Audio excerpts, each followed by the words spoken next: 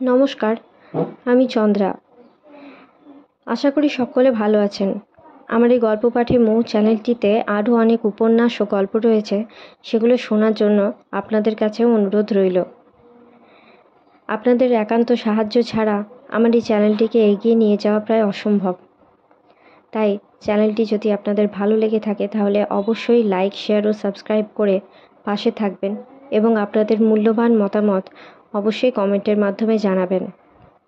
আজকে পাঠ করছি শ্রদ্ধেয় বিভূতিভূষণ বন্দ্যোপাধ্যায়ের পথের পাঁচালী উপন্যাসের আমাটি ভেপুর পরবর্তী পর্ব ও ক্রূর সংবাদ। শুরু করছি। হরিহরের বাসাটা বিশেষ ভালো নয়। নিচের তলায় স্যাঁতস্যাঁতে ঘর, তাও মাত্র দুখানি। এত অন্ধকার যে হঠাৎ বাহির হইতে আসিলে ঘরের কোনো জিনিস নজরে পড়ে না। এরকম স্থানে সর্বজয়া কখনো বাস করে নাই। তাহাদের দেশের বাড়ি পুরনো হইলেও রৌদ্র হাওয়া খেলিবার বড় বড় দরজা জানলা ছিল। সেকালের উঁচু ভিতের কোঠা খটখট করিত, শুকনা।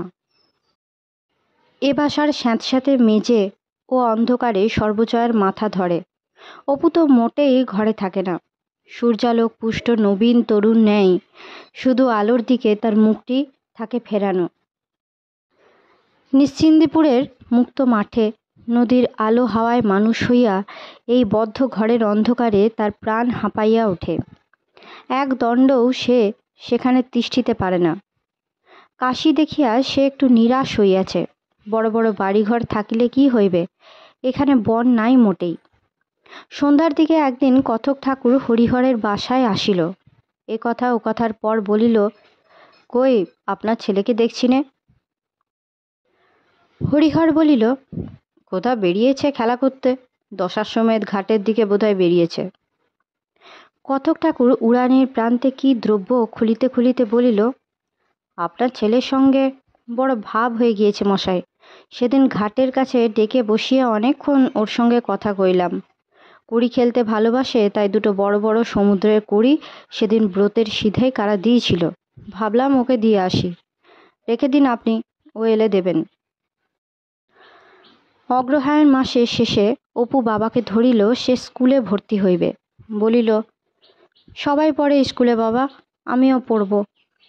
ওই তো গলির মোড় ছাড়িয়ে একটুখানি গিয়েই ভালো স্কুল। হরিহর ছেলেকে স্কুলে ভর্তি করিয়া দিল। যদিও ছাত্রবৃত্তি স্কুল, তবুও ইংরেজি পড়াও হয়। প্রসন্ন গুরুমশায়ের পাঠশালা ছাড়িয়া দেওয়ার পরে সে প্রায় 4-5 বছর হইয়া গিয়াছে এই তাহার পুনরায় অন্য বিদ্যালয়ে ভর্তি হওয়া। মাঘ মাসের মাঝামাঝি কথক ঠাকুর এক টুকরা বালির কাগজ হাতে একদিন হরিহরের বাসায় আসিয়া হাজির। কাগজের টুকরা দেখাইয়া বলিল, দেখুন তো মশাই পড়ে, এই রকম যদি লিখি তবে হয়। হরিহর পড়িয়া দেখিল, কাশীদাসী রামগোপাল চক্রবর্তী নামে কোনো লোক কথক ঠাকুরের নামে স্বগ্রামের 10 বিঘা জমি দানপত্র লিখিয়া দিতেছে। অমুক অমুক সাক্ষী, স্থান দশাশ্বমেধ ঘাট, অমুক তারিখ। কথক ঠাকুর বলিল, ব্যাপারটা কি জানেন? আমাদের দেশে কুমুরে গ্রামের রামগোপাল চক্রবর্তী ভারী পণ্ডিত ছিলেন। মরবার বছরখানেক আগে আমাকে বললেন, রামধন, তোমার তো কিচ্ছু নেই, ভাবছি তোমাকে বিঘে খানিক জমি দান করব, তুমি নেবে কি? তা ভাবলাম, সৎ ব্রাহ্মণ দিতে চাচ্ছেন, দোষী বা কি। তারপর তিনি মুখে মুখে জমিটা আমায় দিয়ে দিলেন। এতকাল তত গা করিনি, কাশিতেই থাকবো, দেশের ঘরে থাকবো না, কি হবে জমি। তারপর চক্রবর্তী মশাই গেলেন মারা, জমির দানটা মুখে মুখেই রয়ে গেল। এতকাল পরে ভাবছি দেশে যাব, ছেলেপিলে না হলে কি আর মানুষ মশাই। আপনাকে বলতে কি, 100-3 টাকা হাতে করেছি জলাহার করে মশাই। আর 100-2 টাকা পেলে ক্ষত্রিয় ঘরের মেয়ে পাওয়া যায়। তা যদি তাই ঘটে, তবে জমিটা দরকার হবে তো। ভাবলুম মুখে মুখে দান, সে কি আর চক্রবর্তী মহাশয়ের ছেলেরা মানবে। ভেবে চিনতে এই কাগজখানা বসে বসে লিখেছি। নিজেই লিখেছি মশাই, সইটই সব, 2 জন সাক্ষী, সব বানানো। দেখি লেখা কাগজ যদি মানে, গিয়ে বলবো, এই দেখো তোমার বাবা এই জমিটা দান করেছেন। উঠিবার সময় কথক ঠাকুর বলিল, ভালো কথা মশাই, মঙ্গলবার মাঘী পূর্ণিমার দিন আপনার ছেলেকে আমি সঙ্গে করে নিয়ে যাব ওই টেউটার রাজার ঠাকুরের বাড়িতে, ঠিক মান মন্দিরের গায়েই একেবারে। সন্ধ্যের পর বছর বছর ব্রাহ্মণ ভোজন করায় কিনা। একটু সগর্বে বলিল, আমায় একখানা করে নেমন্তন্ন পত্তর দেয়, বেশ ভালো খাওয়াই, চমৎকার। আমি এসে নিয়ে যাব সেদিন কিন্তু। মাঘী পূর্ণিমার দিন শেষ রাত্রি হইতে পথে স্নানার্থীদের ভিড় দেখিয়া সর্বজয়া অবাক হইয়া গেল। দলে দলে মেয়ে পুরুষে জয় বিশ্বনাথজি কি জয়, বলো বোম বলিতে বলিতে দুরন্ত মাঘের শীতকে উপেক্ষা করিয়া স্নানের জন্য চলিয়াছে। একটু বেলা হইলে পাঞ্জাবি স্ত্রীলোকটির সঙ্গে সর্বজয়াও স্নান করিতে গেল। গঙ্গার ঘাটের জল, সিঁড়ি, মন্দির, পথ সব উৎসব বেশে সজ্জিত নরনারীতে পূর্ণ। জলে নামা এক দুঃসাধ্য ব্যাপার। ষষ্ঠীর মন্দিরে লাল নিশান উড়িতেছে। সন্ধ্যার আগে কথক ঠাকুর অপুকে লইতে আসিল। সর্বজয়া বলিল, পাঠিয়ে দাও গিয়ে, কেউ নেই, অপুর ওপর একটা দম রয়েছে। দশাশ্বমেধ ঘাটে ওকে ডেকে কাছে বসিয়ে গল্প করে, একদিন নাকি পেঁপে কিনে খাইয়েছে, পাঠিয়ে দাও, লোক ভালো। অপু প্রথমে কথক ঠাকুরের সঙ্গে তাহার বাসায় গেল। খোলার ঘর, মাটির দেওয়ালের নানা স্থানে খড়ি দিয়া হিসাব লেখা। নমুনা, শিয়ারশোলের রানীর বাড়ি ভাগবত পাঠ 4 টাকা, মুসম্মদ কুন্তার ঠাকুর বাড়ি ওই 3 টাকা, ধারক লালজি দোবের একদিনের খোরাকি 4 টাকা। বিশেষ কিছু আসবাবপত্র নাই।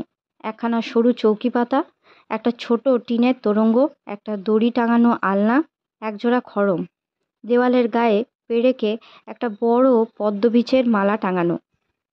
কথক ঠাকুর বলিল, কমলা লেবু খাবে? অপু ঘাড় নাড়িয়া বলিল, আছে আপনার। কি জানি কেন এই কথক ঠাকুরের কাছে তাহার কোনো প্রকার লজ্জা কি সংকোচ বোধ হইতেছিল না। লেবুর খোসা ছাড়াইতে ছাড়াইতে জিজ্ঞাসা করিল, কালে বর্ষতু পর্জন্যং জানেন আপনি? কালে বর্ষতু পর্জন্যং খুব জানি, রোজ বলি তো, একদিন শুনো না। এখন বলুন না একটিবার। কথক সুর করিয়া বলিল বটে, কিন্তু অপুর মনে হইল তাহার বাবার মুখে শুনিলে আরো ভালো লাগে। কথকের গলা বড় মোটা। দেশে লইয়া যাইবার জন্য কথক ঠাকুর নানা খুচরা মাটির ও পাথরের জিনিস, পুতুল, খেলনা, শিবলিঙ্গ, মালা, কাঠের কাঁকই সংগ্রহ করিয়া রাখিয়াছে। অপুকে দেখাইয়া বলিল, কাশির জিনিস, সবাই বলবে কি এনেছো দেখি, তাই নিয়ে যাব। নানা সরু গলি পার হইয়া একটা অন্ধকার বাড়ির দরজার সামনে আসিয়া কথক ঠাকুর দাঁড়াইল। নিচু হইয়া দরজা দিয়া অতি কষ্টে কথকের সঙ্গে ঢুকিয়া অপুর মনে হইল বাড়িটায় কেহ কোথাও নাই, সব নিঝুম। কথক ঠাকুর 2-1বার গলায় কাশির শব্দ করিতে কে একজন দালানের চারপাই হইতে ঘুম ভাঙিয়া উঠিয়া মোটা গলায় হিন্দিতে কি জিজ্ঞাসা করিল। অপু তাহা বুঝিতে পারিল না। কথক ঠাকুর পরিচয় দিবার পরেও লোকটা তাহাকে চিনেও না বা তাহাদের আগমন প্রত্যাশাও করে নাই। পরে লোকটা যেন একটু বিরক্তির সহিত কাহাকে কি জিজ্ঞাসা করিতে গেল, কিন্তু ফিরিতে এত দেরি করিতে লাগিল যে অপুর মনে হইল হয়তো ইহারা বলিবে, তোমাদের তো নিমন্ত্রণ হয় নাই, যাও তোমরা। যাই হোক, অন্ধকারের ঠায় 15 মিনিট দাঁড়াবার পরে লোকটা ফিরিয়া আসিয়া দালানের এক স্থানে আধো অন্ধকারে খান কতক শাল পাতা পাতিয়া ইহাদের বসাইয়া দিল। একটা মোটা পেতলের লোটায় জল দেয়া গিয়াছে। কথক ঠাকুর যেন ভয়ে ভয়ে গিয়া আসনের উপর বসিল। রাজার বাড়ি, কি না জানি খাওয়ায়। অধীর আগ্রহে অপু প্রায় আরও 20 মিনিট পাতা পাতিয়া বসিয়া রহিল। কাহারও দেখা নাই। নিমন্ত্রণ খাইতে পাইবার নিশ্চয়তার সম্বন্ধে যখন পুনরায় অপুর মনে সন্দেহ দেখা দিতেছে, ঠিক সেই সময়ে পরিবেশটার আবির্ভাবরূপ অঘটন ঘটিল। মোটা মোটা আটার পুরি ও স্বাদ গন্ধহীন বেগুনের ঘণ্ট, শেষে খুব বড় বড় লাড্ডু। অপু কামড়াইতে গিয়া লাড্ডুতে দাঁত বসাইতে পারিল না, এত কঠিন। কথক ঠাকুর চাহিয়া চাহিয়া সেই মোটা পুরি খান 10-12 আগ্রহের সহিত খাইল। মাঝে মাঝে অপুর দিকে চাহিয়া বলিতেছিল, পেট ভরে খাও, লজ্জা করো না, বেশ খাওয়ায়, বেশ লাড্ডু না, দাঁতে এখনো খুব জোর আছে, বেশ চিবুতে পারি। 100 বৎসর একসঙ্গে থাকিলেও কেহ হয়তো আমার হৃদয়ের বাহিরে থাকিয়া যায়, যদি না কোনো বিশেষ ঘটনায় সে আমার হৃদয়ের কবাট খুলিতে পারে। আজকার এই নিমন্ত্রণ খাইতে আসার অনাদর অবজ্ঞা অপু বালক হইলেও বুঝিয়াছিল। তাহার পরও এই খাইবার লোভে ও আনন্দে অপুর অন্তরতম হৃদয়ে ঘা লাগিল। তাহার মনে হইল এ কথক ঠাকুর অতি অভাজন। ভাবিল কথক ঠাকুর কখনো কিছু খেতে পায় না, আহা এই লাড্ডু তাই অমন করে খাচ্ছে, ওকে একদিন মাকে বলে বাসাতে নেমন্তন্ন করে খাওয়াবো। করুণা ভালোবাসার সবচেয়ে মূল্যবান মশলা, তার গাঁথুনি বড় পাকা হয়। তাহার শৈশব মনে এই বিদেশি দুদিনের পরিচিত বাঙাল কথক ঠাকুর তাহার দিদি ও গুলকির সঙ্গে একাহারে গাঁথা হইয়া গেল এক লাড্ডু খাইবার অধীর লোভের ভঙ্গিতে। ইহার অল্পদিন পরেই কথক ঠাকুর দেশে চলিয়া গেল। রাজঘাটের স্টেশনে কথক ঠাকুরের নির্বন্ধাতিশয্যে হরিহর অপুকে সঙ্গে করিয়া তাহাকে গাড়িতে তুলিয়া দিতে গেল। হরিহরের মনে হইল আজ 22 বৎসর পূর্বে সে যাহা করিতে দেশে গিয়াছিল, এই ব্যক্তি তাহার বর্তমান বয়সের চেয়েও অন্তত 8 বৎসর বেশি বয়সে তাহাই করিতে, অর্থাৎ নূতন করিয়া সংসার পাতিতে দেশে চলিয়াছে। সুতরাং তাহারই বা বয়সটা এমন কি হইয়াছে? কোন কাজ করিবার সময়ের অভাব হইতে পারে তাহার? গাড়ি ছাড়িলে অপুর চোখে জল আসিল। বালকের প্রাণে সময়ে সময়ে বয়স্ক লোকের উপর স্থায়ী সত্যিকারের স্নেহ আসে। দুর্লভ বলিয়াই তাহা বড় মূল্যবান। মাঘ মাসের শেষের দিকে একদিন হরিহর হঠাৎ বাড়ি ঢুকিয়াই উঠানের ধারে বসিয়া পড়িল। সর্বজয়া কি করিতেছিল? কাজ ফেলিয়া তাড়াতাড়ি উঠিয়া আসিয়া বলিল, কি হয়েছে, অমন করে বসে পড়লে যে? স্বামীর মুখের দিকে চাহিয়া কিন্তু মুখের কথাটা তাহার মুখেই রহিয়া গেল। হরিহরের চোখ দুটা জবা ফুলের মতো লাল, ডান হাতখানা যেন কাঁপিতেছে। সর্বজয়া হাত ধরিয়া তুলিতে আসিতে সে ঘোর ঘোর আচ্ছন্নভাবে বলিল, খোকা কোথায় গেল? খোকা। সর্বজয়া গায়ে হাত দিয়া দেখিল জ্বরে তাহার গা পুড়িয়া যাইতেছে। সন্তর্পণে হাত ধরিয়া ঘরে লইয়া গিয়া তাহাকে বিছানায় শোয়াইয়া দিয়া বলিল, অপু আসছে, তাকে ডেকে নিয়ে গিয়েছে ওপরের ওই নন্দবাবু, বোধহয় গধুলিয়ার মোড়ে তার দোকানে নিয়ে গিয়েছে। অপু দোকানে যায় নাই, নন্দবাবুর ঘরের সামনে ছাদে বসিয়া বসিয়া বই পড়িতেছিল। মাসখানেক হইল নন্দবাবুর সঙ্গে অপুর খুব আলাপ জমিয়াছে। নন্দবাবুর বয়স কত তাহার ঠিক করিয়া বুঝিবার ক্ষমতা তাহার হয় নাই, তবে তাহার বাবার চেয়ে ছোট মনে হয়। নন্দবাবুর উপরের ঘরে সে অনেকগুলি বই আবিষ্কার করিয়াছে। নন্দবাবু যখন ঘরে থাকে তখন বই লইয়া ছাদে বসিয়া পড়ে, কিন্তু ভয় হয় পাছে নন্দবাবু পড়িতে না দিয়া বই কাড়িয়া লয়, কারণ একদিন সেরূপ ব্যাপার ঘটিয়াছিল। ছাদের এক কোণে রৌদ্রে বসিয়া অপু বই পড়িতেছিল। নন্দবাবু ঘরের ভিতর কি খুঁজিতে খুঁজিতে বাহিরে আসিয়া তাহাকে দেখিতে পাইয়া ধমক দিয়া বলিল, আরে আরে রেখে দাও, তোমার বসে বসে ওইসব যত বই পড়া, কোথাকার জিনিস কোথায় রাখো তার ঠিক নেই, কাজের সময় খুঁজে মেলে না, যাও রাখো বই, যাও। সে তো ঘরের অন্য কোনো জিনিসে হাত দেয় না, তবে তাহাকে বকিবার কারণ কি? সেই হইতে সে ভয়ে ভয়ে বই লইয়া থাকে। নন্দবাবু সন্ধ্যার সময়ে টেরি কাটিয়া ভালো জামা কাপড় পরিয়া শিশি হইতে কি গন্ধ মাখিয়া রোজ বেড়াইতে যায়। অপুর গায়ে একদিন একটু শিশি হইতে ছড়াইয়া দিয়াছিল, বেশ ভুরভুরে গন্ধটা। সন্ধ্যার পর সে আগে আগে নন্দবাবুর ঘরে পড়িতে চাইত, কিন্তু সন্ধ্যার পরে নন্দবাবু আলমারি হইতে একটা বোতল লইয়া লাল মতো একটা ঔষধ খায়। সে সময়ে সে একদিন ঘরে গিয়া পড়িলে তাহাকে ভারী বকিয়াছিল। নন্দবাবুর ঘরে উঠিবার সিঁড়ি অন্যদিকে। আর একদিন রাত্রে হঠাৎ ওপরের ঘরে গিয়া সে দেখিয়াছিল একটি কে স্ত্রীলোক ঘরের মধ্যে বসিয়া আছে। তাহাকে দেখিয়া নন্দবাবু বলিয়াছিল, এখন যাও অপূর্ব, ইনি আমার শালী, দেখতে এসেছেন, এখনই চলে যাবেন। ফিরিয়া আসিতে আসিতে সে শুনিয়াছিল নন্দবাবু বলিতেছে, ও আমাদের নিচের ভাড়াটের ছেলে, কিছু বোঝে সোঝে না। নন্দবাবু তাহাকে প্রায় তাহার মার কথা জিজ্ঞাসা করে, বলে, তোমার মাকে বলে পান নিয়ে এসো দেখি, আমার চাকরটা পান সাজতে জানে না। অপু মায়ের কাছে আবদার করিয়া ওপরে প্রায় পান আনে। নন্দবাবু মাঝে মাঝে বলে, তোমার মা আমার কথা কিছু বলেন টলেন নাকি? না। অপু বাড়ি আসিয়া মাকে বলে, নন্দবাবু বেশ লোক মা, তোমার কথা রোজ জিজ্ঞাসা করে। আমার কথা কি জিজ্ঞাসা করে? বলছিল তোমার মাকে বলো আমি তার কথা জিজ্ঞেস করি টরি, বেশ লোক। করুকে, তুই পাজি ছেলে অত ওপরের ঘরে যাস টাস কেন? বিকেলে ওপরে বসে বসে কি করিস? হরিহরের জ্বরটা একটু কমিল। অপু স্কুল হইতে আসিয়া বই নামাইয়া রাখিতেছে। পায়ের শব্দ পাইয়া হরিহর বলিল, খোকা এসো, একটু বসো বাবা। অপু বসিয়া বসিয়া স্কুলের গল্প করিতে লাগিল। হাসি মুখে নিচু সুরে বলিল, এই 2 মাস তো স্কুলে গিয়েছি, এরই মধ্যে বাবা স্কুলের সবাই খুব ভালোবাসে, রোজ রোজ ফার্স্ট বসি।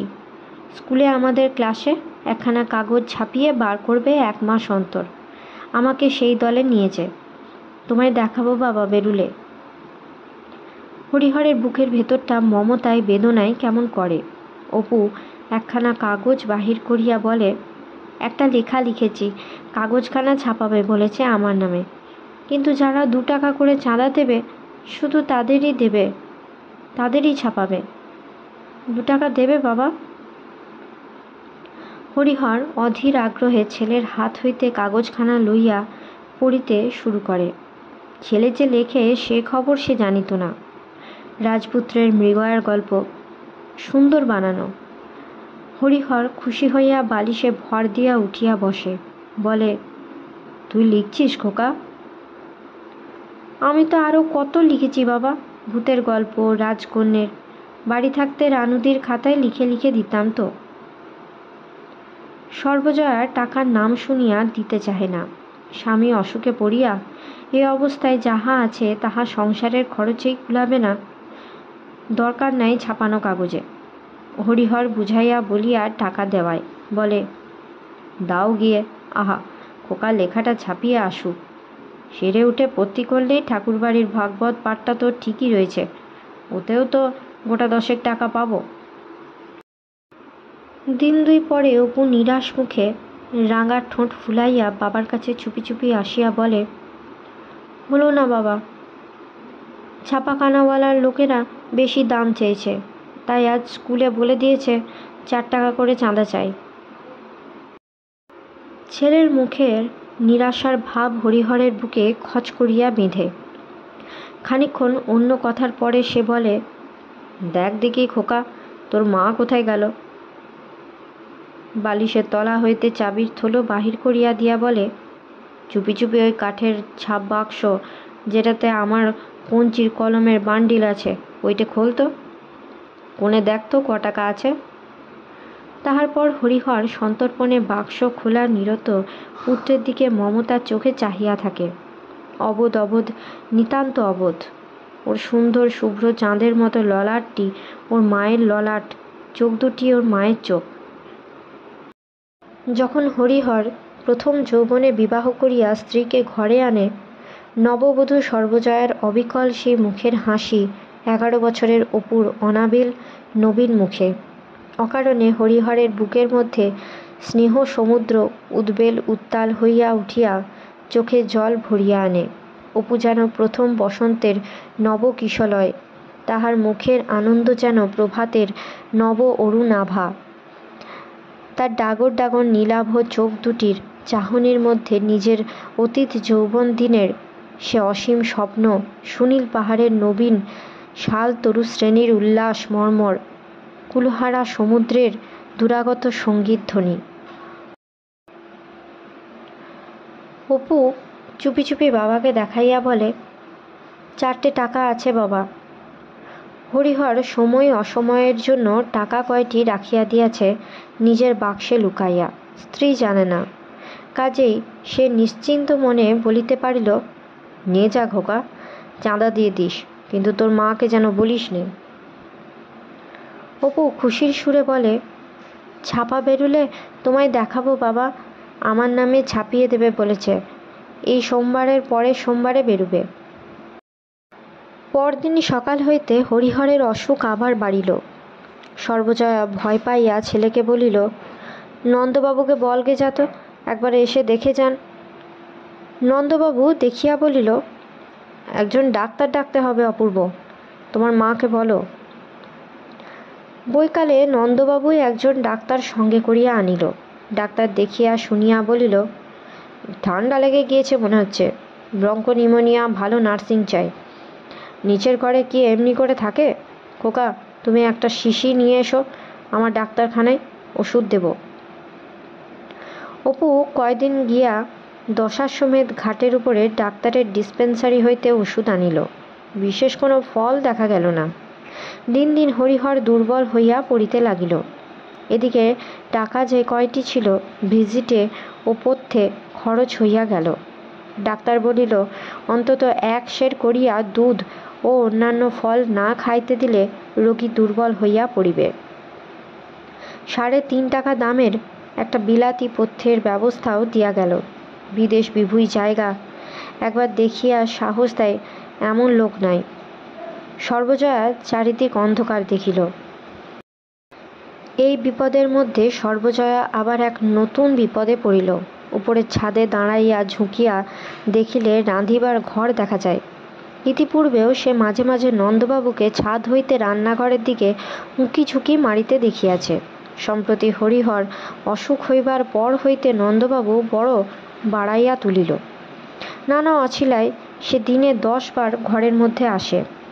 আগে আগে অপুকে আড়াল করিয়া জিজ্ঞাসা করিত, আজকাল সরাসরি তাহাকে সম্বোধন করিয়া কথাবার্তা বলে। প্রথমটা সর্বজয়া কিছু মনে করে নাই, বরং বিপদের সময় এই অনাত্মীয় লোকটি যথেষ্ট সাহায্য ও দেখাশোনা করিতেছে ভাবিয়া মনে মনে কৃতজ্ঞই ছিল। কিন্তু ক্রমেই যেন তাহার মনে হইতে লাগিল যে এই যে বাড়াবাড়ি, ইহা কোথায় যেন বেখাপ ঠেকিতেছে। নন্দবাবু নিজে পান কিনিয়া আনিয়া সম্মুখে রাখিয়া বলে, চাকরদের হাতে পান সাজা, জীবনটা গেল বউ ঠাকরুন, সাজুন দেখি একবার। তাহাতে সর্বজয়া দোষ ধরে নাই, বরং এই প্রবাসী আত্মীয় স্নেহবঞ্চিত লোকটির উপরে মনে মনে একটু করুণাই হইত। কিন্তু ঘনিষ্ঠতা ক্রমে শোভনতার সীমা ডিঙাইতে চলিল। আজকাল পান আনিয়া বলে, রাখো দেখি বউ ঠাকরুন। হাত হইতে সর্বজয়া লইবে এইরূপই যেন চায়। অপু তো পাগল, অধিকাংশ সময়ই বাটিতে তাহাকে খুঁজিয়া মেলে না। ওখানে হরিহর অচৈতন্য অবস্থায় পড়িয়া থাকে, আর ঠিক সেই সময়টিতেই নন্দবাবু ঘরে আসিবে রোগী দেখিতে। ছল ছুতোয় এ কথা ও কথায় 8 ঘণ্টা না কাটাইয়া সে ঘর হইতে যায় না। বলে, কোনো ভয় নেই বউ ঠাকরুন, আমি আছি ওপরে। অপূর্ব থাকে না থাকে ওই সিঁড়িটার ওপর গিয়ে ডেকো না, বিপদের সময় অত বাঁচতে গেলে একটু চুন দাও তো, মোটা নেই, আহা, আঙুলের মাথাতে করেই একটু দাও না অমনি। হরিহরের জ্ঞান হইলেই ছেলের জন্য অস্থির হইয়া ওঠে। এদিক ওদিক চাহিয়া ক্ষীণ সুরে বলে, খোকা কই, খোকা কই। সর্বজয়া বলে, আসছে।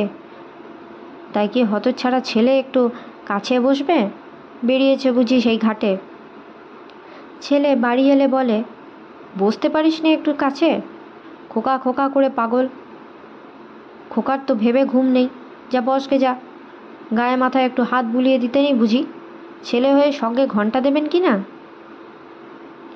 অপু অপ্রতিভ মুখে বাবার শিয়রের পাশে বসে, কিন্তু খানিক বসিয়াই মনে ভাবে, ওহ, কতক্ষণ বসে থাকবো, বেশ তো, আমার বুঝি একটু বেড়াতে কি খেলা করতে নেই?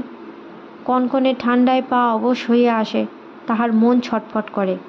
এক দৌড়ে একেবারে সেই দশাশ্বমেধ ঘাট। জলে নানা নির্মল মুক্ত হাওয়া, সুবেশ নরনারীর ভিড়, পল্টু, সুবীর, গুলু, পটল, পল্টুর দাদা, রামনগরের রাজার সেই ময়ূরপঙ্খীটাই আজ আবার বাজ, বেলা 4টার সময়।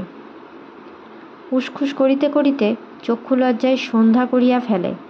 মায়ের ভয়ে যাইতে সাহস পায় না। সকালে সর্বজয়া একদিন ছেলেকে বলিল, হ্যাঁ রে, ওই সাদা বাড়িটার পাশে কোন ছত্তর জানিস?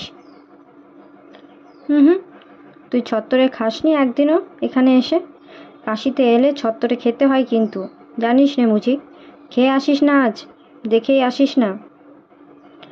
কাশিতে এলে ছত্তরে খেতে হয় কেন? খেলে পুণ্যি হয়। আজ দশাশ্বমেধ ঘাটে নিয়ে অমনি ছত্তর থেকে খেয়ে আসিস, বুঝলি? বেলা 12টার সময়ে সত্র হইতে খাইয়া অপু বাড়ি ফিরিল। তাহার মা রান্নাঘরের বারান্দায় বসিয়া বাটিতে কি লইয়া খাইতেছিল। তাহাকে দেখিয়া প্রথমটা লুকাইবার চেষ্টা করিল বটে, কিন্তু অপু অত্যন্ত কাছে আসিয়া পড়িয়াছে। লুকাইতে গেলে সন্দেহ জাগানো হয় ভাবিয়া সহজ সুরে বলিবার চেষ্টা করিল, খেয়ে এলি? কেমন খাওয়ালে রে? মা অড়হরের ডাল ভিজা খাইতেছে। ভালো না, কুমড়োর একটা ছাই ঘন্ট, বসে বসে হয়রান, বড্ড ময়লা কাপড়, পড়া লোক সব খেতে চায়। আমি আর যাচ্ছি না, পুণ্যিতে আমার দরকার নেই। ও কি খাচ্ছ মা? তোমার বেদ তো নাকি? রান্না হয়নি? আজ তো আমার কলুইচণ্ডী, এই দুটো অরলের ডাল ভিজে, বেশ খেতে লাগে, আমি বড্ড ভালোবাসি। খাবি দুটো বেলা? রাত্রিতেও রান্না হইল না। তাহার মা বলিল, অরলের ডাল ভিজে খেয়ে দেখ দেখি, বেশ লাগবে এখন। এবেলা রাঁধলাম না, ভারী তো খাস। এত কটা ভাতে বসিস বই তো নয়, ওই খেয়ে কি আর খেতে পারবি?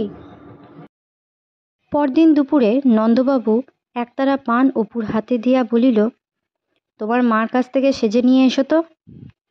রোগীর ঘরের পাশের ঘরে সর্বজয়া বসিয়া পান সাজিতেছে।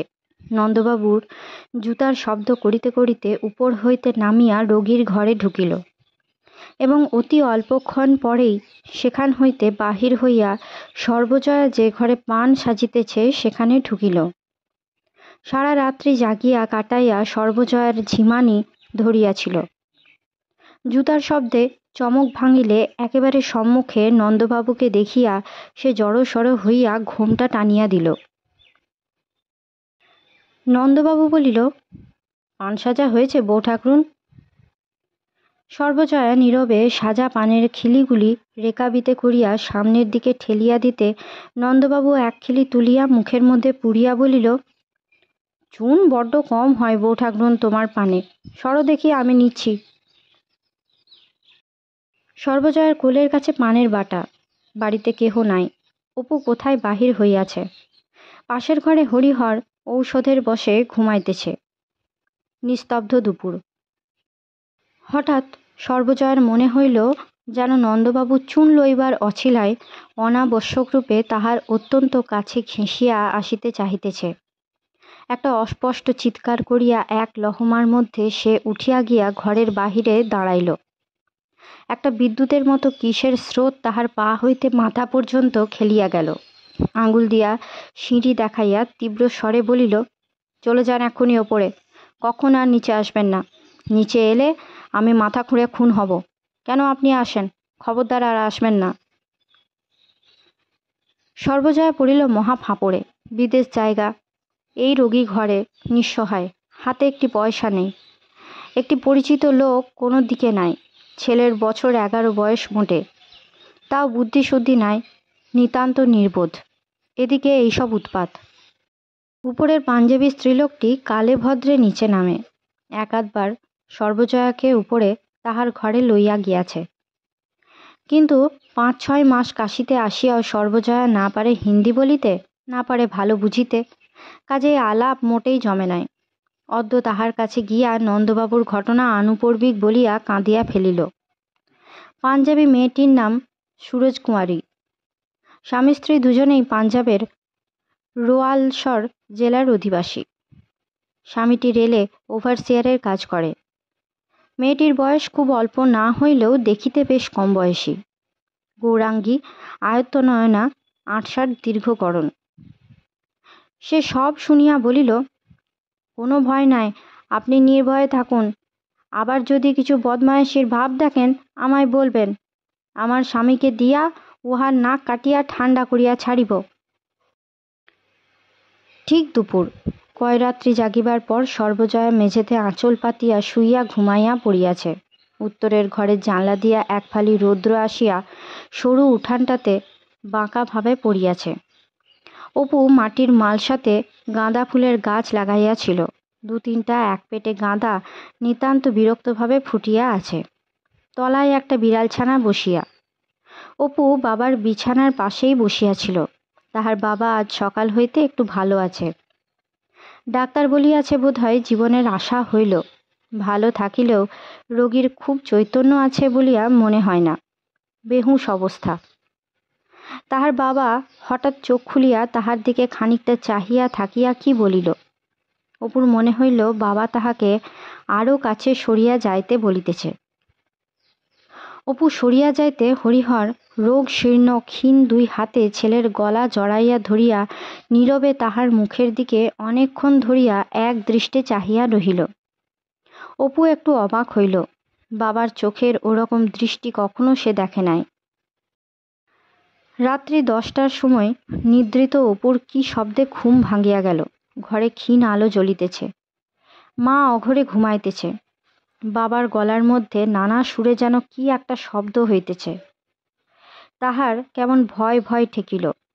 ঝুল মাখানো কড়িকাঠ, সেঁতা মেজে, হাড় ভাঙা শীত, কাঠকয়লার আগুনের ধোঁয়া সব মিলিয়া যেন একটা দুঃস্বপ্ন। বাবার অসুখ সারিলে যে বাঁচা যায়। শেষ রাত্রে তাহার মায়ের ঠেলা পাইয়া তাহার ঘুম ভাঙিয়া গেল। অপু, ও অপু, ওঠ শিগগিরি, গিয়ে ওপর থেকে হিন্দুস্তানি বউকে ডেকে আনতো। অপু উঠিয়া শুনিল বাবার গলার সেই শব্দটা আরও বাড়িয়াছে। উপর হইতে সুরজকুমারী আসিবার একটু পরেই রাত্রি 4টার সময় হরিহর মারা গেল। মাঝ বর্ষার ধারামুখর কুয়াশাচ্ছন্ন দিনে মনে হয় যে পৃথিবীর রৌদ্রদীপ্ত দিনগুলো স্বপ্ন না সত্য। এই মেঘ, এই দুর্দিন অনন্ত ভবিষ্যতের পথে এরাই রহিল চিরসাথী। দিগন্তের মায়া লীলার মতো চৈত্র বৈশাখের যে দিনগুলো অতীতে মিলাইয়া গিয়াছে, আর কি তাহা ফিরিয়া আসে? চারিধার হইতে সর্বজয়াকে কি এক কুয়াশায় ঘিরিয়া ফেলিল। তাহার মধ্যে দিয়া না দেখা যায় পথ, না চেনা যায় সাথী, না জানা যায় কোথায় আছি। সন্দেহ হয় এ কুয়াশা বোধহয় বেলা হইলে রৌদ্র উঠিলেও কাটিবে না। এর পিছনে আছে আকাশ ছাওয়া ফিকে ধূসর রঙের সারা দিনব্যাপী অকাল বাদলের মেঘ। বিপদের দিনে পাঞ্জাবি ওভারসিয়ার জালিম সিং ও তাহার স্ত্রী যথেষ্ট উপকার করিল। জালিম সিং অফিস কামাই করিয়া সৎকারের লোকের জন্য বাঙালি টোলায় ঘোরাঘুরি করিতে লাগিল। খবর পাইয়া রামকৃষ্ণ মিশনের কয়েকজন সেবকও আসিয়া পৌঁছিল। মণিকর্ণিকার ঘাটে সৎকার অন্তে সন্ধ্যাবেলা অপু স্নান করিয়া ঠান্ডা পশ্চিমে বাতাসে কাঁপিতে কাঁপিতে পৈঠার উপরে উঠিল। রামকৃষ্ণ মিশনের একজন সেবক ও নন্দবাবু তাহাকে উত্তরীয় পড়াইতেছিল। বেলা খুব পড়িয়া গিয়াছে। অস্ত দিগন্তের ম্লান আলো পাথরের মন্দিরগুলোর আগাটুকুতে মাত্র চিকচিক করিতেছে। সারা দিনের ব্যাপারে দিশেহারা অপুর মনে হইল তাহার বাবার পরিচিত গলায় উৎসুক শ্রোতাগণের সম্মুখে কে যেন বসিয়া আবৃত্তি করিতেছে। কালে বর্ষতু পর্জন্যং পৃথিবী শস্যশালিনী লোকা সন্তু নিরাময়াহা। যে বাবাকে সকলে মিলিয়া আজ মণিকর্ণিকার ঘাটে দাহ করিতে আনিয়াছিল, রোগে জীবনের যুদ্ধে পরাজিত সে বাবা স্বপ্ন মাত্র। অপু তাহাকে চেনে না, জানে না। তাহার চিরদিনের একান্ত নির্ভরতার পাত্র সুপরিচিত হাসিমুখ বাবা জ্ঞান হইয়া অবধি পরিচিত সহজ সুরে সুকণ্ঠে প্রতিদিনের মতো কোথায় বসিয়া যেন উদাস পুরবীর সুরে আশীর্বচন গান করিতেছে। কালে বর্ষতু পর্জন্যং পৃথিবী শস্যশালিনী লোকাঃ সন্তু নিরাময়াঃ। কোনরূপে মাসখানেক কাটিল। এই 1 মাসের মধ্যে সর্বজয়া নানা উপায় চিন্তা করিয়াছে, কিন্তু কোনোটাই সমীচীন মনে হয় না। 2-একবার দেশে ফিরিবার কথাও যে তাহার না মনে হইয়াছে এমন নয়। কিন্তু যখনই সে কথা মনে ওঠে তখনই সে তাহা চাপিয়া যায়। প্রথমত তো দেশের এক ভিটাটুকু ছাড়া বাকি সব কতক দেনার দায়ে কতক এমনি বেচিয়া কিনিয়া আসা হইয়াছে, জমিজমা কিছুই আর নাই। দ্বিতীয়ত সেখান হইতে বিদায় লইবার পূর্বে সে পথে ঘাটে বউ-ঝিদের সম্মুখে নিজেদের ভবিষ্যতের সুখের ছবি কতভাবে আঁকিয়া দেখাইয়াছে, নিশ্চিন্দিপুরের মাটি ছাড়িয়া যাওয়ার অপেক্ষা মাত্র। এ পোড়া মূর্খের দেশে তাহার স্বামীর কদর কেহ বুঝিল না, কিন্তু যেখানে যাইতেছে সেখানে যে তাহাকে সকলে লুফিয়া লইবে, অবস্থা ফিরিতে যে 1 বৎসরও দেরি হইবে না, এ কথা হাত মুখ নাড়িয়া সর্বজয়া কতভাবে তাহাদের বুঝাইয়াছে। এই তো চৈত্র মাস, 1 বৎসর এখনো পূর্ণ হয় নাই। ইহারই মধ্যে এরূপ নিঃসম্বল দীন অবস্থায় তাহার উপরে বিধবার বেশে সেখানে ফিরিয়া গিয়া সকলের সম্মুখে দাঁড়াইবার কথাটা ভাবিতেই সে লজ্জায় সংকোচে মাটিতে মিশিয়া যাইতেছিল। যাহা হইবার এখানেই হোক, ছেলের হাত ধরিয়া কাশীর পথে পথে ভিক্ষা করিয়া ছেলেকে মানুষ করিবে, কে দেখিতে আসিবে এখানে? মাসখানেক পরে একটা সুবিধা হইল। কেদারঘাটের এক ভদ্রলোক মিশনের অফিসে জানাইলেন যে তাহার পরিচিত এক ধনী পরিবারের জন্য একটি ব্রাহ্মণের মেয়ে আবশ্যক, জাতের মেয়ে ঘরে আসিবেন, কাজকর্মে সাহায্য করিবেন। মিশন এরূপ কোনো লোকের সন্ধান দিতে পারেন কিনা। শেষ পর্যন্ত মিশনের যোগাযোগে ভদ্রলোকটি অপুদের সেখানে পাঠাইতে রাজি হইলেন। সর্বজয়া অকুল সমুদ্রে কুল পাইয়া গেল। 1 2 পরে সেই ভদ্রলোকটি বলিয়া পাঠাইলেন যে বাসা একেবারে উঠাইয়া যাইবার জন্য যেন ইহারা প্রস্তুত হয়, কারণ সেই ধনী গৃহস্থদের বাটি কাশীতে নয়, তাহাদের বাড়ির কাহারা কাশীতে বেড়াইতে আসিয়াছেন, ফিরিবার সময় সঙ্গে করিয়া লইয়া যাইবেন। প্রকাণ্ড বড় হলদে রঙের বাড়িটা। কাশীতে যেরকম বড় বড় বাড়ি আছে সেই ধরনের খুব বড় বাড়ি। সকলের পিছনে পিছনে সর্বজয়া ছেলেকে লইয়া সংকুচিতভাবে বাড়ির ভিতর ঢুকিল। অন্তঃপুরে পা দিতেই অভ্যর্থনার একটি রোল উঠিল। তাহার জন্য নহে, যে দলটি এইমাত্র কাশী হইতে বেড়াইয়া ফিরিল তাহাদের জন্য। ভিড় ও গোলমাল একটু কমিলে বাড়ির গিন্নি সর্বজয়ার সম্মুখে আসিলেন। খুব মোটাসোটা, একসময় বেশ সুন্দরী ছিলেন বোঝা যায়, বয়স 50-এর উপর। গিন্নিকে প্রণাম করিতেই তিনি বলিলেন, থাক থাক, এসো এসো। আহা, এই অল্প বয়সে এটি ছেলে বুঝি? খাসা ছেলে, কি নাম? আর একজন কে বলিলেন, বাড়ি বুঝি কাশীতেই? না, তবে বুঝি? সকলের কৌতূহলের দৃষ্টি সম্মুখে সর্বজয়া বড় লজ্জা ও অস্বস্তি বোধ করিতেছিল। গিন্নির হুকুমে যখন ঝি তাহার জন্য নির্দিষ্ট ঘরে তাহাকে লইয়া গেল, তখন সে হাঁপ ফেলিয়া বাঁচিল। পরদিন হইতে সর্বজয়া চুক্তিমতো রান্নার কাজে ভর্তি হইল। রাঁধুনি সে একা নয়, 4-5 জন আছে, 3-4টা রান্নাঘর, আঁশ, নিরামিষ, দুধের ঘর, রুটির ঘর, বাহিরের লোকদিগের রান্নার আলাদা ঘর, ঝি চাকরের সংখ্যা নাই। রান্নাবাড়িটা অন্তঃপুরের মধ্যে হইলেও পৃথক, সেদিকটা যেন ঝি চাকর বামুনের রাজত্ব।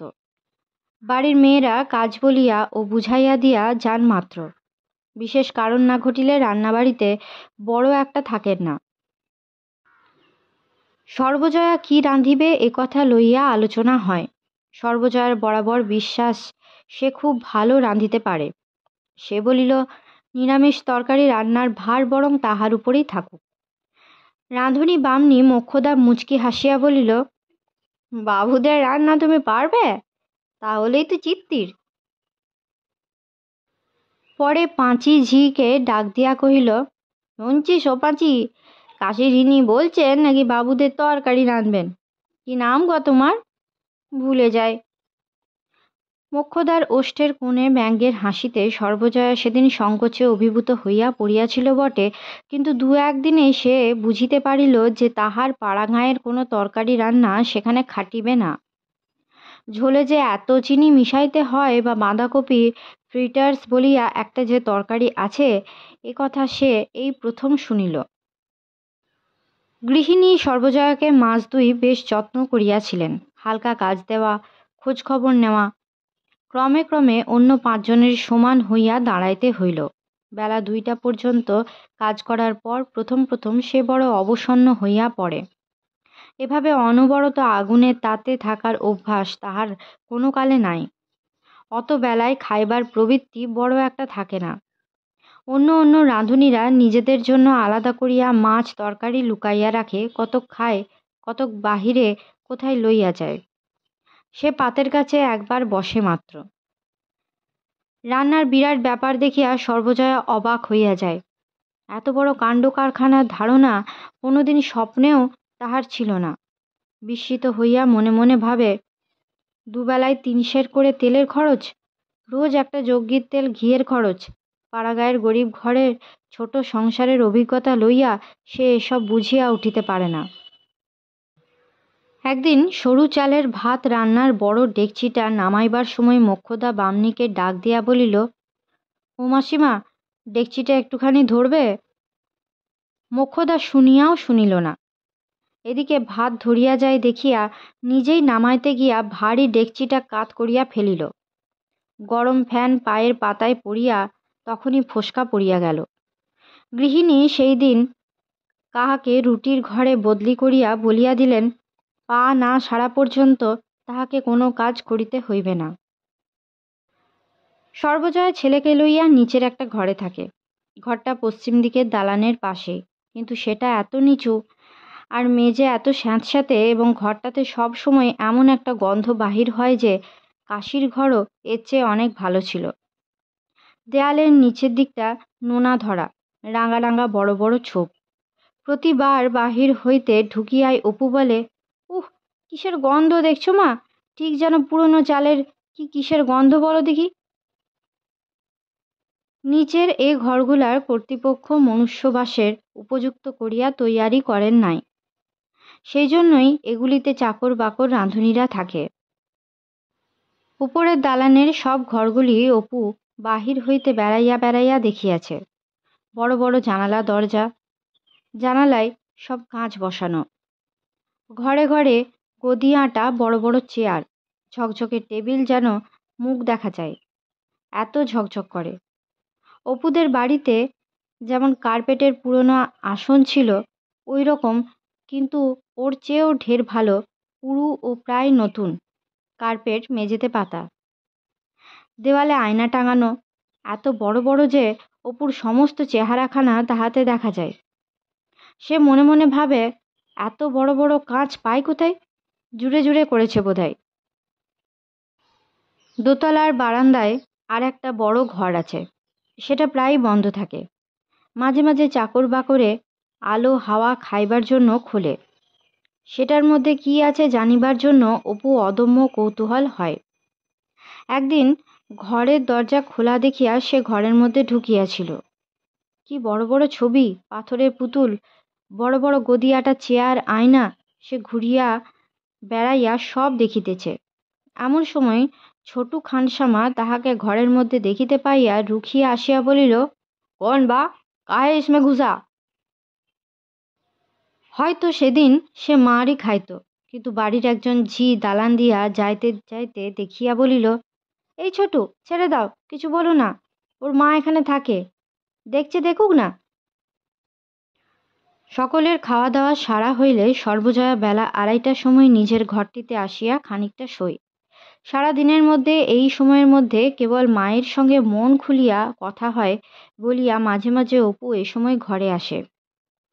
তাহার মা তাহাকে একবার করিয়া দিনের মধ্যে চায়, এ বাড়িতে আসা পর্যন্ত অপু যেন দূরে চলিয়া গিয়াছে। সারাদিন খাটুনি আর খাটুনি, ছেলের সঙ্গ হইতে দূরে থাকিতে হয়। বহু রাত্রে কাজ সারিয়া আসিতে অপু ঘুমাইয়া পড়ে, কথা হয় না। এই দুপুরটার জন্য তাহার মন তৃষিত হইয়া থাকে। দৌড়ে পায়ের শব্দ হইল।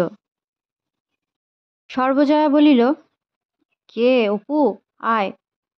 তোর ঠেলিয়া বামনি মাসি ঘরে ঢুকিল। সর্বজয়া বলিল, আসুন মাসিমা, বসুন। সঙ্গে সঙ্গে অপুও আসিল। বামনি মাসি বাবুদের আত্মীয়া, কাজে তাহাকে খাতির করিয়া বসাইল। বামনি মাসির মুখ ভারী ভারী, খানিকক্ষণ চুপ করিয়া থাকিয়া বলিল, দেখলে তো আজ কাণ্ডখানা বড় বৌমার, বলি, কী দোষটা? তুমি তো বরাবরই রুটির ঘরে ছিলে। মাছ গিয়ে এনে চুপড়িতে করে রেখে গেল। আমি ভাবলাম বাঁধাকপিতে বুঝি। কীরকম অপমানটা দেখলে তো একবার। পোড়া আর মাছ তো আর সে কথা ঝিকে দিয়ে বলে পাঠালে তো হতো। শুধু ঝিও কি কম বদমাইশের দাঁড়িয়ে নাকি? গিন্নির পেয়ারের ঝি কিনা মাটি মারিয়ে চলে না, ওপরে গিয়ে সাতখানা করে লাগায়। ওই তো ছিঁড়িঘণ্ট ঠাকুরও ছিল। বলুক দেখি। গল্প করিতে করিতে বেলা যায়। মাসি বলে, যাই জলখাবারের ময়দা মাখি গে, 4টে বাজল। মাসি চলিয়া গেলে অপু মায়ের কাছে ঘেঁষিয়া বসিল। তাহার মা আদর করিয়া চিবুকে হাত দিয়া বলিল, কোথায় থাকিস দুপুরে বলতো?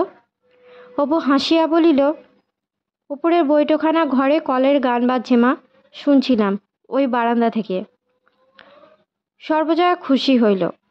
হ্যাঁ রে, তোর সঙ্গে বাবুদের ছেলেদের ভাবসাব হয়নি? তোকে ডেকে বসায় খুব। অপু এটা মিথ্যা বলিল, তাহাকে ডাকিয়া কেহ বসায় না। ওপরের বৈঠকখানাতে গ্রামোফোন বাজানোর শব্দ পাইলেই খানিকটা ইতস্তত করিয়া পরে ভয়ে ভয়ে উপরে উঠিয়া যায় ও বৈঠকখানার দোরের পাশে চুপ করিয়া দাঁড়াইয়া গান শোনে। প্রতি মুহূর্তেই তাহার ভয় হয় এইবার হয়তো উহারা তাহাকে বলিবে নিচে চলিয়া যাইতে। গান শেষ হইলে নিচে নামিবার সময় ভাবে, কেউ তো কিছু বকলে না, কেন বকবে? দাঁড়িয়ে দাঁড়িয়ে গান শুনি বাইরে, আমি তো বাবুদের ঘরের মধ্যে যাচ্ছি নে। এরা ভালো খুব। এ বাড়ির ছেলেদের সঙ্গেও তার মেলামেশা হইল না, তাহারা উহাকে আমলই দেয় নাই। সেদিন রমেন, টেবু, সমীর, সন্তু ইহারা একটা চৌকো পিঁড়ির মতো তক্তার সামনে পাতিয়া কাঠের কালো কালো গুটি চালিয়া একরকম খেলা খেলিতেছিল। নাম নাকি ক্যারাম খেলা। সে খানিকটা দূরে দাঁড়াইয়া দাঁড়াইয়া খেলাটা দেখিতেছিল। তার চেয়ে বেগুন বিচি খেলা ঢের ভালো। বৈশাখের প্রথমে বড়বাবুর মেয়ের বিবাহ উপলক্ষে বাড়ি সরগরম হইয়া উঠিল। গয়া, মুঙ্গের, এলাহাবাদ, কলিকাতা, কাশী নানা স্থান হইতে কুটুম্ব কুটুম্বিনীদের আগমন শুরু হইল। সকলেই বড়লোকের ঘরের মেয়ে ও বড় ঘরের বধূ। প্রত্যেকের সঙ্গে নিজেদের ঝি চাকর আসিয়াছে।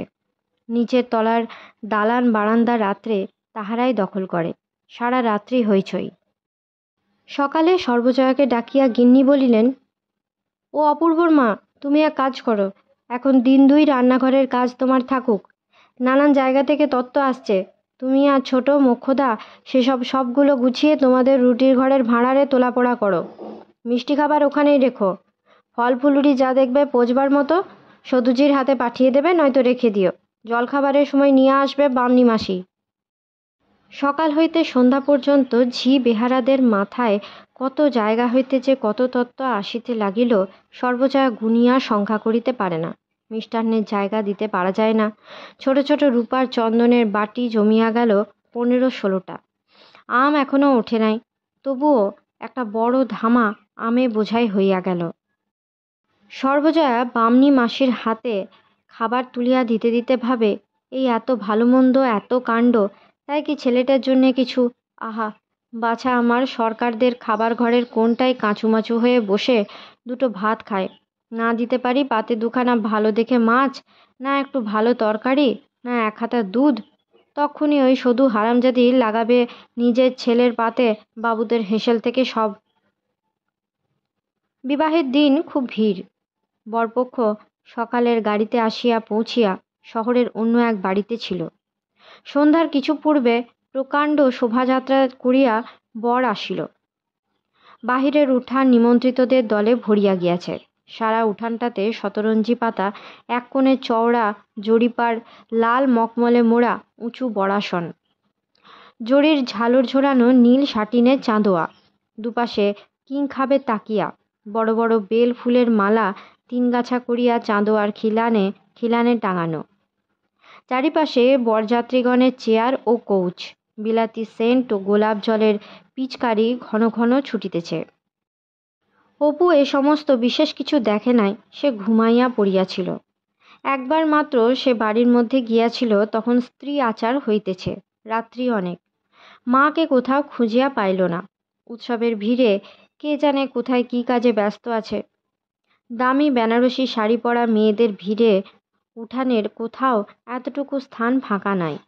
ছোটবাবুর মেয়ে অরুণা তাহাকে ডাকিয়া বাহিরের বৈঠকখানা হইতে বড় অর্গানটা বাড়ির ভিতর আনিতে বলিতেছে। বিবাহের দিন 2 পরে শখের থিয়েটার উপলক্ষে আবার খুব হইচই। উঠানের এক কোণে স্টেজ বাঁধা হইয়াছে। গোলাপ ফুলে ও অর্কিডে স্টেজটা খুব চমৎকার সাজানো। 500 ডালের প্রকাণ্ড ঝাড়টা স্টেজের মধ্যে খাটানো হইল। এ কয়দিনের ব্যাপারে তো একেই অপুর তাক লাগিয়াছে। আজকাল থিয়েটার জিনিসটি কি সে আদৌ জানে না। আগ্রহ ও কৌতূহলের সহিত পূর্ব হইতেই ভালো জায়গাটি দখল করিয়া রাখিবার জন্য সে আসরের সামনের দিকে সন্ধ্যা হইতে বসিয়া রহিল। ক্রমে ক্রমে একে একে নিমন্ত্রিত ভদ্রলোকেরা আসিতে লাগিলেন। চারিদিকে আলো জ্বলিয়া উঠিল। বাড়ির দারোয়ানেরা জরির উর্দি পরিয়া আসনের বাহিরে ও দরজার সামনে দাঁড়াইল। সরকার ইতস্তত ছোটাছুটি করিয়া আজ দেখাইতে লাগিল। কনসার্ট আরম্ভ হইল। যখন ড্রপ সিন উঠিবার আর বেশি দেরি নাই, বাড়ির গোমস্তা গিরিশ সরকার তাহার কাছে আসিয়া নিচু হইয়া চাহিয়া দেখিয়া বলিল, কে? অপু মুখ উঁচু করিয়া চাহিয়া দেখিল, কিন্তু মুখ চোরা বলিয়া খানিক্ষণ কথা কহিতে পারিল না। তাহাকে জবাব দিবার অবকাশ না দিয়াই গিরিশ সরকার বলিল, ওঠো ওঠো, এখানে বাবুরা বসবেন, ওঠো। গিরিশ সরকার আন্দাজে তাহাকে চিনিতে পারিয়াছিল। অপু পিছনে চাহিয়া বিপন্ন মুখে নামতা পড়া সুরে বলিল, আমি সন্ধে থেকে এইখানটায় বসে আছি, পেছনে যেসব ভর্তি, কোথায় যাব? তাহার কথা শেষ হইতে না হইতে গিরিশ সরকার তাহার হাতের নড়া ধরিয়া জোরে ঝাঁকুনি দিয়া উঠাইয়া দিয়া বলিল, তোর না কিছু করেছে, জ্যাঠা ছোকরা কোথাকার, জ্ঞান নেই একেবারে সামনে। বাবুরা বসবেন। উনি রাঁধুনির বেটা এসেছেন মুখের কাছে বসতে। কোথায় যাব একে বলে দাও, ফাজিল জ্যাঠা কোথাকার। যা এখান থেকে যা, এই থামটামের কাছে বসকে যা কোথাও। পিছন হইতে 2-1 কর্মকর্তা বলিলেন, কি হয়েছে, কি হয়েছে গিরিশ, কিসের গোল, কে ও? এই দেখুন না ম্যানেজার বাবু, এই জ্যাঠা ছোকরা বাবুদের এখানে এসে বসে আছে, একেবারে সামনে। চন্দননগরে এরা এসেছেন, বসবার জায়গা নেই, উঠতে বলছি, আবার মুখোমুখি তর্ক। ম্যানেজার বাবু বলিলেন, দাও না 2 থাপ্পড় বসিয়ে। অপু জড়সড় হইয়া কোনো দিকে না চাহিয়া অভিভূতের মতো আসরের বাহির হইয়া আসিল। হঠাৎ তাহার মনে হইল আসরের সকলের চোখ তাহার দিকে, সকলেই কৌতূহলের সহিত তাহার দিকে চাহিয়া আছে। প্রথমটা ভাবিল হঠাৎ এক দৌড় দিয়া সে এখনই এক আসর লোকের চোখের আড়ালে যে কোনো জায়গায় ছুটিয়া পালায়। তাহার পর সে গিয়া এক থামের আড়ালে দাঁড়াইল। তাহার গা ঠকঠক করিয়া কাঁপিতেছিল ভয়ে, অপমানে, লজ্জায়। তাহার সূক্ষ্ম অনুভূতির পর্দাগুলিতে হঠাৎ বেখাপ্পা গোছের কাঁপুনি লাগিতেছিল। একটু সামলাইয়া লইয়া থামের আড়াল হতে উঁকি মারিয়া দেখিল, কিন্তু চারিধারে চাকর বাকর, ওপরের বারান্দায় চিকের আড়ালের মেয়েরা, ঝি রাঁধুনিরাও নিচের বারান্দায় দাঁড়াইয়া আছে। তাহারা তো সকলেই ব্যাপারটা দেখিয়াছে। কি মনে করিতেছে উহারা? না জানিয়া কি কাণ্ডই করিয়া বসিয়াছে। সে তো জানে না ওটা বাবুদের জায়গা। সে বারবার মনকে বুঝাইতে চেষ্টা করিল, তাহাকে সম্ভবত কেহ চিনিতে পারি নাই। কে না কে, কত তো বাইরের লোক আসিয়াছে, কে তাহাকে চিনিয়াছে। তাহার পর থিয়েটার আরম্ভ হইয়া গেল। সেদিকে তাহার লক্ষ্যই রহিল না। সম্মুখেই এই লোকের ভিড়, বদ্ধ বায়ু, আলোর মেলা, দারোয়ান চাকরের হইচই। কোনো দিকে তাহার খেয়াল রহিল না। ছোটু খানসামা একটা রূপার হাঁসের পানদান লইয়া নিমন্ত্রিত ব্যক্তিদের সারিতে পান বিলি করিতেছিল। সেইটার দিকে চাহিয়া অপুর গা যেন কেমন করিয়া উঠিল।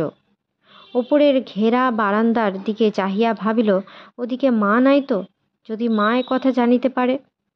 কিন্তু অপুর ভয় সম্পূর্ণ অমূলক। তাহার মা তখন সে অঞ্চলেও ছিল না। এসব কথা তাহার কানেও যায় নাই। আজকের মতো গল্প পাঠ এই পর্যন্ত। পরবর্তী অংশ নিয়ে আসবো পরবর্তী ভিডিওতে। সকলে ভালো থাকবেন, সুস্থ থাকবেন এবং পাশে থাকবেন। নমস্কার।